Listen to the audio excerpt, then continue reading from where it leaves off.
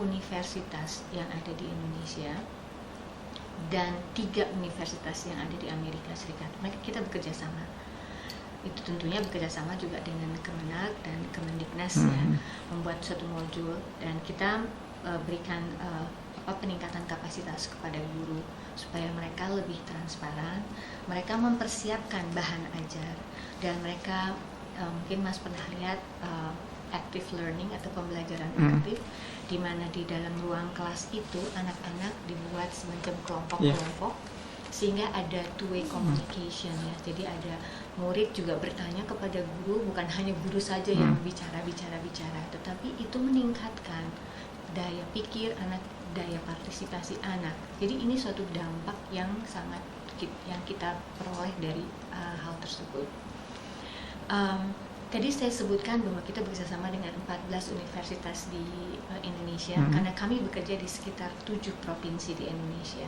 7 provinsi di Indonesia, 50 kabupaten kota. Ini yang targetnya, tetapi alhamdulillah sampai hari ini sudah terdapat sekitar 15.000 sekolah yang mereplikasi beberapa komponen dari program ini dengan dana mereka sendiri. Nah, ini suatu keberhasilan buat kita. Bukan hanya saja sekolah yang melakukan replikasi, tetapi kabupaten kota juga melakukan replikasi. Jadi itu yang kami lakukan dan mungkin Mas bertanya loh, nanti kalau proyeknya ini habis bagaimana? Kami bekerja sama dengan beberapa universitas dan lembaga atau institusi untuk penjamin mutu LPMP yang disebut LPMP itu untuk kita melatih mereka untuk membuat training, untuk mengadakan training bagi guru, kepala sekolah dan pengawas sekolah. Jadi kalau kami nanti sudah tidak ada, Pak Walter, kita tidak selalu ada Pak Walter ya, pada satu hari proyek-proyek ini akan habis, tetapi kita membangun kapasitas yang ada. Sudah dipersiapkan dari sekarang. Jadi artinya kalau kita udah nggak ada yang melanjutkan. Jadi itu merupakan suatu apa kita sebut sustainability strategy dari USAID program. Nah, tadi saya cerita mengenai anak-anak berkebutuhan khusus ya Mas ya, itu mungkin di majalah juga ada. Kami bekerja sama dengan Kemendiknas dan pemerintah daerah untuk meningkatkan akses kepada anak-anak yang berkebutuhan khusus. Mas tahu sendiri bahwa anak-anak yang berkebutuhan khusus umumnya dikirim ke sekolah luar biasa. Betul. Kami membuka wacana para orang tua dan ini pemerintah juga sudah mempunyai inklusi program, program inklusi namanya, di mana sekolah biasa itu bisa menerima anak-anak yang berkebutuhan khusus. Bahkan sekarang ini universitas pun harus. Betul. Ya, jadi kami ada 3 tingkatan. Bekerja sama dengan universitas, kami menyiapkan silabus untuk calon guru supaya mereka nanti bisa menangani anak-anak berkebutuhan khusus. Kami bekerja sama dengan Universitas Pendidikan Indonesia yang ada di Bandung, UNM yang ada di Makassar, dan satu lagi Universitas Jakarta yang ada di Jakarta. Iya, betul. Ya. Di pemerintah daerah, bagaimana pemerintah daerah mengalokasikan dana untuk sekolah-sekolah yang melakukan program inklusi, karena ini cukup mahal untuk melakukan program inklusi. Sekolah harus mempersiapkan diri, fisiknya harus mempersiapkan, mereka harus ada misalnya rem supaya anak-anak yang memakai kursi roda bisa jalan. Mereka harus mempunyai guru-guru yang mempunyai kompetensi, karena anak-anak yang berkebutuhan khusus tentunya memerlukan perhatian khusus kan. Nah, hal yang paling barangkali sensitif, apakah sekolah itu orang tua muridnya mau nggak menerima anak-anak dengan berkebutuhan khusus bersama-sama dengan anak-anak mereka. Ini suatu hal yang harus dirubah paradigmanya bahwa kita semua sebetulnya sama gitu ya. Nah, di tingkat yang ketiga adalah di tingkat sekolahnya itu sendiri. Kami melatih guru-guru pada sekolah luar biasa supaya mereka juga bisa memberikan bantuan kepada sekolah yang melakukan program inklusi. Jadi setiap anak yang berkebutuhan khusus itu mempunyai lembaran kerja sendiri. Jadi itu hari ini belajar apa, besok belajar apa. Jadi itu sangat sangat detail sekali. Itu kami sudah bekerja sama sejak tahun 2004 dengan Kemendiknas, ya. Dan kami merencanakan untuk mempunyai program ini sampai tahun 2013, dan kami mentargetkan sekitar 10.000 anak akan mendapatkan dampak dari program ini. Nah, Mas Puna, mungkin ini ada program Jalan Sesama. Betul. Yang merupakan, kalau di Amerika mungkin Sesame Street, di sini adalah Jalan Sesama. Kami sudah melakukan Jalan Sesama bersama-sama dengan Kemendiknas juga, dan ini disiarkan di Trans 7, ya, di Trans 7, dan kami mentargetkan sekitar 7.000 anak-anak di prasekolah, ya, anak-anak prasekolah, untuk mempersiapkan mereka pada waktu mereka nanti tiba waktunya untuk masuk ke sekolah dasar, itu mereka sudah lebih siap, mereka tahu berhitung dan tahu alfabet minimal. Nah, itu Jalan Sesama. Lalu tadi kita bicara soal University Partnership, ya Mas, ya.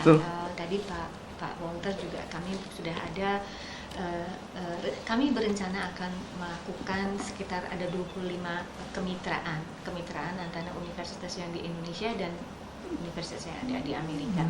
Sampai hari ini baru 4, dan mudah-mudahan sampai 5 tahun atau 4 tahun ke depan rencananya kita akan ada 25 kemitraan yang akan dilakukan.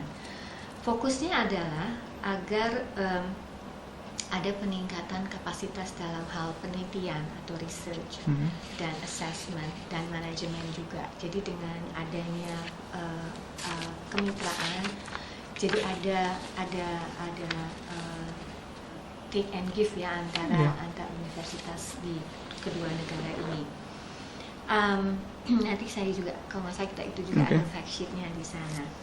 Dan kami juga sedang dalam taraf desain juga untuk memperkuat peningkatan manajemen di universitas, dan juga bekerjasama dengan Kemendiknas. Nah, mungkin di dalam pertanyaan Mas nih ada yang mengenai sarana dan prasarana. Nah, kebetulan USAID dalam hal ini, kami melihat dalam kami mendesain suatu program, kami juga melihat donor-donor lain melakukan apa, supaya tidak ada tumpang tindih. Kebetulan misalnya ada donor-donor lain yang sudah melakukan misalnya pembuatan sekolah atau pembangunan sekolah, ya.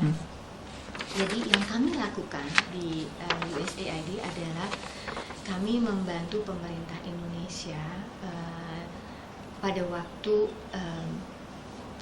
adanya gempa bumi ataupun tsunami kemarin di Aceh, ya, tahun 2005, dan kami misalnya hal-hal yang sudah kami lakukan untuk rehabilitasi dan rekonstruksi itu sekolah-sekolah misalnya di Klaten dan Jogja pada tahun 2005, dan ini patut dicatat karena ini adalah kerjasama dengan sektor swasta. Jadi kami mendapatkan dana dari sektor swasta untuk membangun kembali sekolah-sekolah ini bersama-sama dengan pemerintah daerah. Juga gempa bumi yang tahun 2009, ya, di Sumatera Barat, itu kami juga bekerjasama dengan donor lainnya untuk membangun sekolah-sekolah di sana.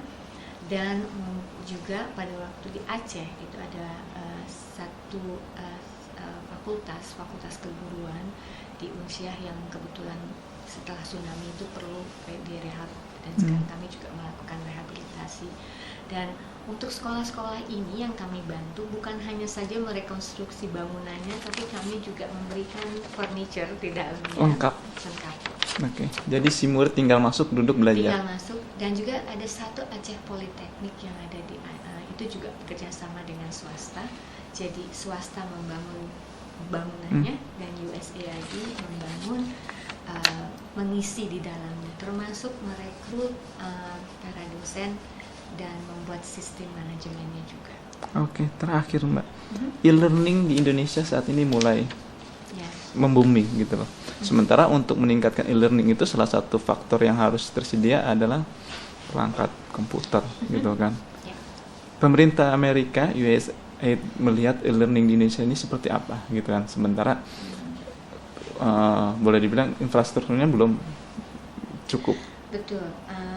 E-learning memang sangat penting, dan memang dari sekolah-sekolah yang kami bantu itu mungkin hanya sekitar 40% yang mempersiapkan e-learning, yang punya komputer. Yep. Bahkan yang punya listrik, kadang-kadang mereka tidak punya listrik. Jadi buat aku punya komputer kalau tidak ada listrik, tapi mereka berusaha. Nah, e-learning itu memang diakui oleh kepala sekolah, oleh guru, itu suatu hal yang penting. Kami bantu sekolah-sekolah dengan yang kita sebut dengan pusat sumber belajar gugus, di mana guru-guru datang ke pusat sumber tersebut untuk belajar menggunakan berbagai macam alat, termasuk video kamera, televisi, komputer, printer, ya, sehingga mereka bisa membuat bahan ajar di sana dan saling bertukar pikiran sesama guru di dalam pusat sumber belajar gugus tersebut. Jadi itu memang sangat penting, dan data management tadi itu juga kami juga melihat bahwa sangat menarik. Ternyata saking mereka ingin menggunakan komputer, itu banyak yang mereka pergi ke warnet untuk memasukkan data mereka. Karena banyak sekali formulir-formulir yang harus diisi oleh sekolah, dan itu sangat mudah bagi kepala sekolah, ya, untuk memasukkannya ke dalam komputer, sehingga mereka tinggal bawa flash disk ke kecamatan atau ke kabupaten kota. Jadi mereka keinginannya besar sekali. Kalau mereka tidak punya komputer, mereka pergi ke warnet. Itu memang yang sudah kejadian, Mas. Nah, e-learning itu kami juga bekerjasama dengan universitas terbuka, memberikan kelas jarak jauh untuk guru-guru yang ingin mendapatkan S1. Kita kan tahu sekarang bahwa pemerintah Indonesia mengharuskan guru-guru mempunyai minimal S1 atau D4 pada tahun 2015. Nah, guru-guru itulah sekarang yang jadi mereka tidak harus meninggalkan kelas, meninggalkan murid, tapi mereka bisa belajar dari jarak jauh dengan tutor yang setiap minggu atau 2 minggu sekali datang, tapi mereka belajar dari entah itu dari televisi ataupun dari radio gitu. Jadi itu memang sangat penting. Oke. Mahasiswa sudah diberikan jalan untuk menempuh pendidikan di Amerika. Oke. Sampai di situkah andil pemerintah Amerika, atau mungkin nanti mahasiswa Indonesia yang sudah lulus ingin bekerja dan ingin lanjut di sana, seperti apa? Okay. Well, I think it all depends on what makes the most sense for the student, and whether the issues that they studied, the subjects that they're interested in, are of importance and value in the American economy. For people who are highly trained, particularly in the sciences, the medical sciences, and engineering, computer sciences, there oftentimes are opportunities to continue to stay in the United States. But usually we require that the students come back to Indonesia first, because our objective is to help Indonesia. But it really depends on the student. Oh, okay.